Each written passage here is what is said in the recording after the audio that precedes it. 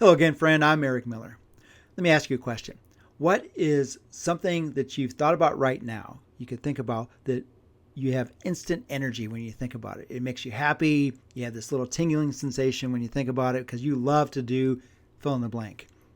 Now think of something that you just dread to do that you may put off or you've been putting off for a long time and it drains you and you just don't want to do it, and usually it doesn't end up happening. Well, I'm talking about values, and that's the topic of today's article I wrote.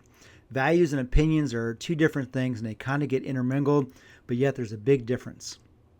So your opinion on something, you're asked that, really doesn't answer the question what your values are. You have high values and those things that just don't make the list a lot of times. Let me give you an example of what I'm talking about. Years ago, I was part of a cycling team. We did road racing. We did criteriums, we did time trials and road races, and loved it. It was just something I looked forward to when we went to races. We did 11, 12, 13 events a year, 200 miles a week in training. Just loved to be together with the team. It was a great time. I also spent a significant amount of money in buying equipment because I had to have the best to compete and do well in our races. So I spent a lot of money doing that too. So time, money, these are the things I was committed to. That was my highest value. And transitioning into married life, I had to figure out, you know what? That money I was spending on those bikes and traveling doesn't translate into my values today. So I had to shift my values away from that. And I don't do as much training. I don't really train for races anymore, actually. I ride for fun. My equipment isn't what it used to be as far as the expensive stuff I used to buy. So those are my values. That's just to give you an example. So today's article is entitled, Most Men Have Never Been Asked What They Actually Value. Opinions are cheap. Values are what you have when nobody's watching. I would ask you a favor. Please subscribe to this channel and share this content if it's something you really can get behind. Maybe you can share with a friend. The link to the full article is in the description. You'll be able to check that out there as well on Substack. Here we go.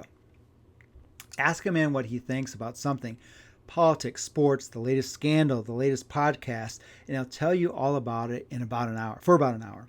Ask him what he values, what he actually is building his life around, what he wouldn't trade anything for, and he'll go quiet. It isn't because he doesn't know. It's because nobody asked him. Opinions are what the algorithm sells. We live in a country that has trained men to mistake opinions for identity. Every platform you scroll asks you to weigh in on something else. Every podcast you listen to has a man with strong takes about subjects you didn't even know you needed to care about. Every algorithm in your feed gets better at handing you positions to defend and more of that type of content.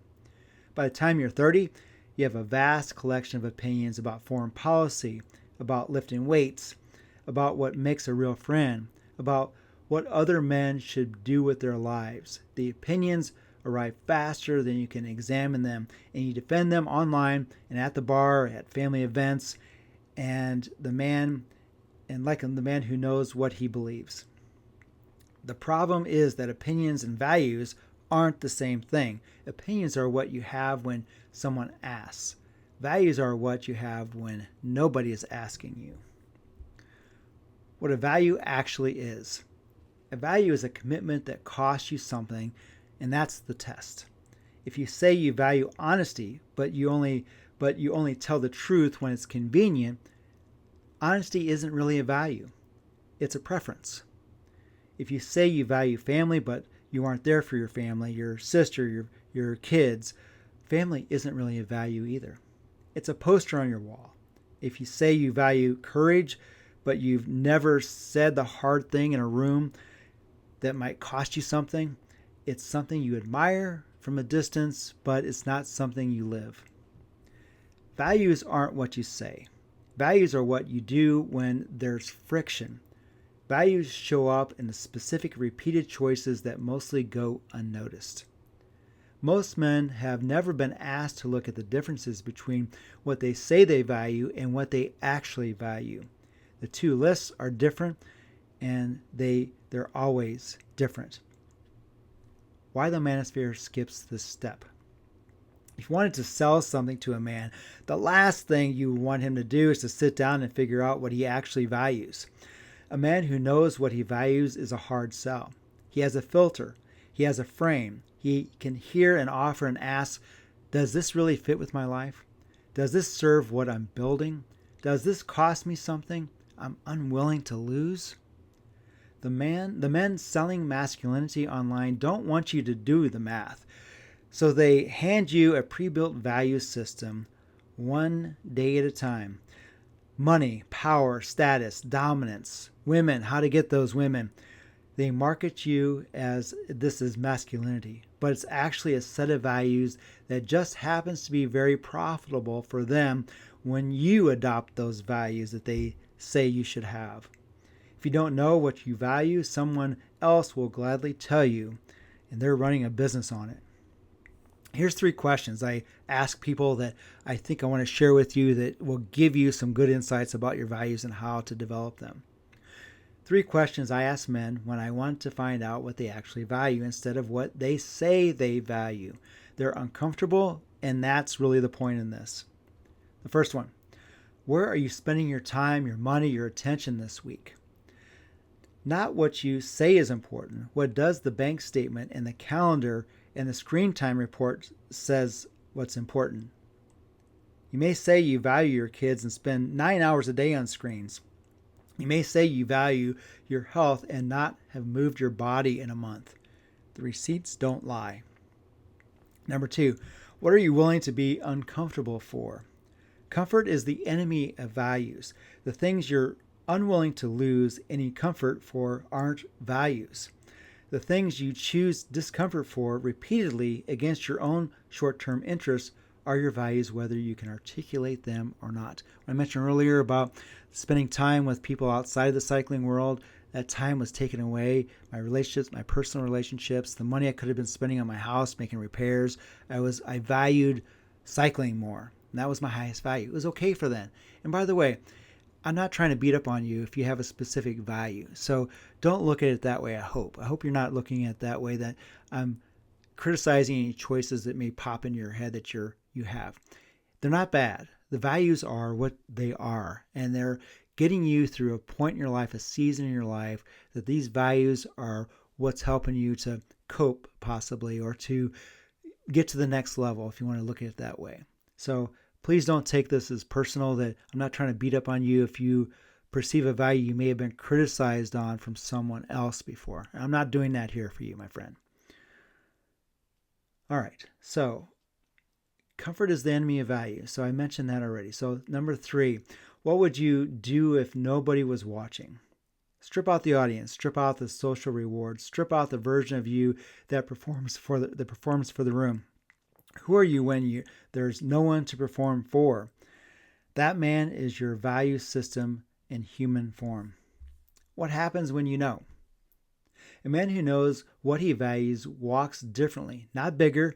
The manosphere wants you bigger, but steadier. He can hear a pitch and decline it. He can hear an opinion and not have to win the argument. He can hear his own father's voice in his head and disagree with it without falling apart. I worked with a man last year who'd spent a decade chasing a version of success he had never once chosen for himself. He made the money, he got the title, and he sat across from me and admitted he felt nothing because none of it was his. So we did the slow work. We looked at the receipts. We asked the 3 questions, and what surfaced wasn't a 5-year plan or a mission statement, but something quieter.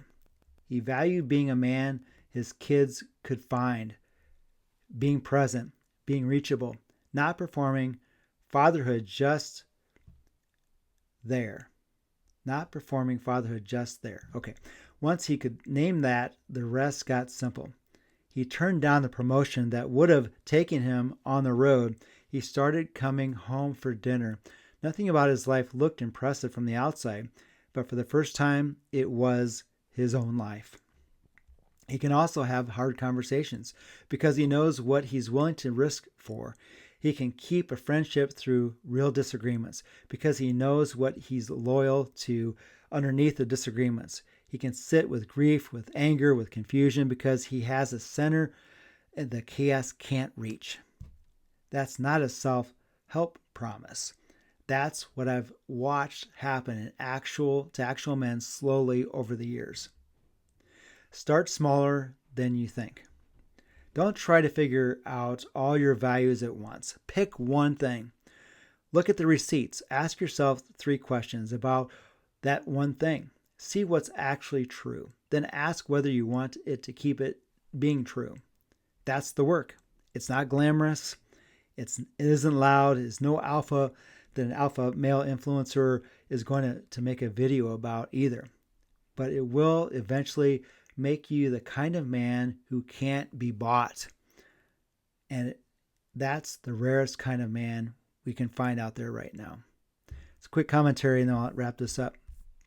So we've been fed a whole bunch of lies about the alpha culture, about what masculinity is. The healthy masculinity is kind of hard to find. It's a mystery. I'm in my late 50s and I was sold that in a different way. Back then it wasn't social media. It was through movies and through sports programs I was involved with. And that type of masculinity I'm talking about, like being built up in the gym, it's good to work out in the gym. But if your identity is around having the physique you have, it's really fragile. So the other things too in masculinity we're being sold right now about dominance, about, those things that are turn out to be very fragile. And someone who doesn't have values will fall for that sort of thing every single time. So I hope this helps. Please share this with someone you might know that could be struggling, who has bought the latest thing and is not quite sure why they bought it, or is spending a lot of time doing something that is taking time away from what's important to them, so they say. So I hope you'll get something out of this and share it with someone else. It was good talking to you again, my friend. Till next time.